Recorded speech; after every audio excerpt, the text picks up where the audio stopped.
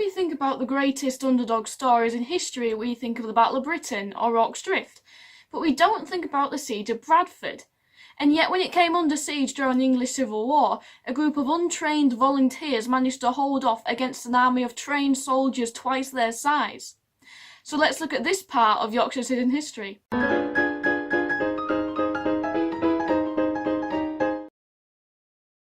The English Civil War started in August 1642 when Charles I had had enough of Parliament and decided to have his court at York.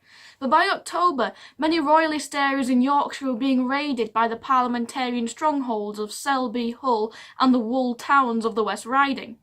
So, Sir William Cavendish, the Earl of Newcastle, was sent to sort them out, and in October he ordered an attack on Bradford. If you've watched my previous English Civil War videos, you'll know that the West Riding of Yorkshire was a parliamentarian stronghold, especially the areas around Bradford, so it was easy to see why the Royalists would want to capture it. However, most of the young, able and fit men had gone off to join the army of Sir Thomas Fairfax and his father Lord Fairfax, who was a parliamentarian commander in Yorkshire. This meant that all that was left to defend Bradford was volunteers and farmers armed with whatever tools and farming implements they could find. By October, the inhabitants of Bradford were preparing for the inevitable Royalist assault. There were about 300 volunteers, and only 80 of them actually had firearms. The rest were armed with scythes, sickles, and whatever farming tools they could find. In contrast, the Royalist army had about 800 men, all well equipped and trained, with infantry, cavalry and cannon. Our main source for the battle is Joseph Lister, a local resident from the time, and he tells us that the Royalists set up their position on the hill at Undercliff and began to assault the town, although a number of their attacks were repelled. It was at this point that Providence struck. A snowstorm started and it blew into the faces of the Royalists, so dense and thick that they couldn't fight anymore. In addition, one of their cannon blew itself up, sending chaos and disorder through the ranks, to the point where they actually started to flee and retreat. It was a humiliating defeat for Cavendish, and he swore that he'd take revenge on Bradford. In November, Sir Thomas Fairfax returned briefly to Bradford to recruit more men, and he stayed at this building on Ivegate. Because all the young armed men had left for his army, this left the town in an even more vulnerable position.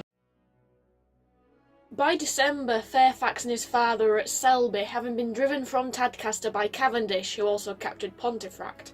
The Royalist Sir William Savile had taken control of Leeds and was preparing to lead his assault from there. Meanwhile, Bradford was being fortified. Sacks of wool were hung from the church tower to give extra protection, and the rest of the city was barricaded. The main source we have for the battle is the anonymous pamphlet The Rider of the White Horse, published the following year. It tells us that whilst the Royalists anticipated an easy victory, the people of Bradford had an atmosphere of both terror and courage.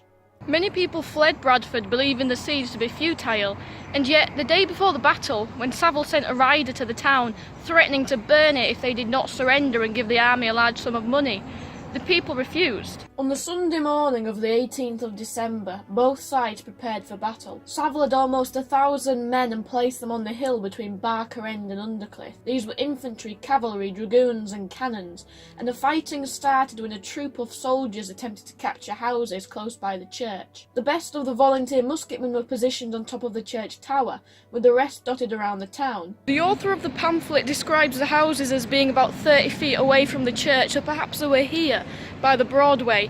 From this position, the Royalists would be able to exchange fire with the parliamentarians in the tower, but neither side could get an advantage. The Royalist cannon were moved and started firing up Kirkgate, but it became clear that a stalemate was occurring, with no side gaining an advantage over the other. The solution was dramatic. The Bradford rabble would storm out of their positions and charge the Royalist army head on. So they left the church screaming "Conquer or die," and stormed the houses which the Royalists had held down there. It took them completely by surprise. The sheer temerity of the action meant that many Royalists fled through the fields.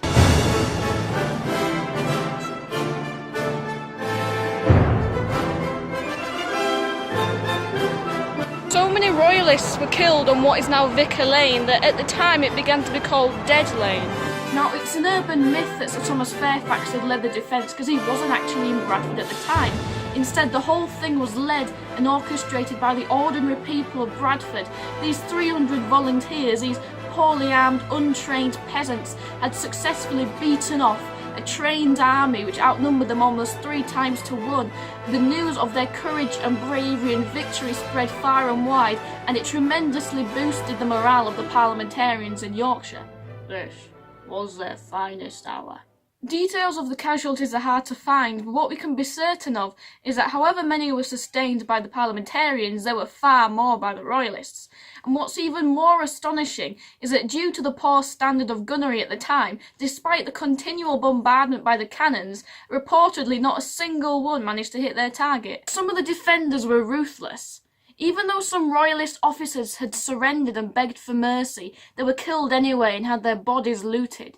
This so angered Cavendish that he swore to take revenge and show no mercy to Bradford, and he didn't. After his victory at Adwalton Moor in July in 1643, he sacked the town, and it would not begin to recover until the restoration of the monarchy in 1660. When the Royalists had retreated to Leeds after the battle, Sir Thomas Fairfax made a daring night march through Royalist territory from Selby to reinforce Bradford. After this, he attacked Leeds, which you can find out about in my Battle of Leeds video. This has been Yorkshire's Hidden History. I hope you've enjoyed it, and I hope you continue watching.